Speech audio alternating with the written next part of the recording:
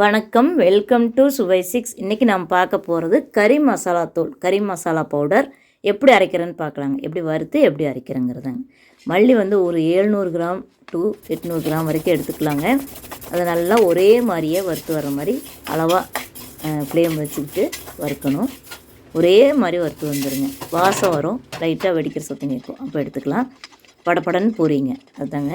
அதுக்கப்புறம் சீரகம் அதே மாதிரி தாங்க, அதுவும் நல்லா உங்களுக்கு மனம் வரும், அப்போ எடுத்துக்கலாம். அதே மாதிரி மிளகு, சீரக மிளகு ஒரு 50 கிராம் விட கம்மியாக கூட எடுத்துக்கலாங்க. 50 கிராம் எடுத்தாலும் நல்லா தான் இருக்கும். அப்புறம் பட்டை சோம்பு, அது அதே மாதிரி சோம்பு ஒரு 4 ஸ்பூன் எடுத்துக்கிட்டு பட்டை கிராமெல்லாம் கொஞ்சம் கொஞ்சம் எடுத்துக்கணும். அதுக்கப்புறம் மிளகாய், அது ஒரு 70 கிராம் அந்த மாதிரி எடுத்துக்கலாங்க. இப்போ எல்லாம் வறுத்து ஆற வச்சு அரைச்சிட்டு வந்துட்டேன் மிஷினில் கொடுத்து. ரொம்ப சூப்பராக இருக்குங்க இந்த கறி மசாலா தூள். வாசம் அவ்வளோ வாசமாக இருக்குங்க, வீடே மணக்குங்க, தெருவே மணக்குன்னு சொல்லலாம், அந்தளவுக்கு சூப்பராக இருக்கும். இந்த வீடியோ பிடிச்சா ஒரு லைக் பண்ணுங்கள், இந்த சேனல் பிடிச்சா சப்ஸ்கிரைப் பண்ணிக்கோங்க. தேங்க்யூ.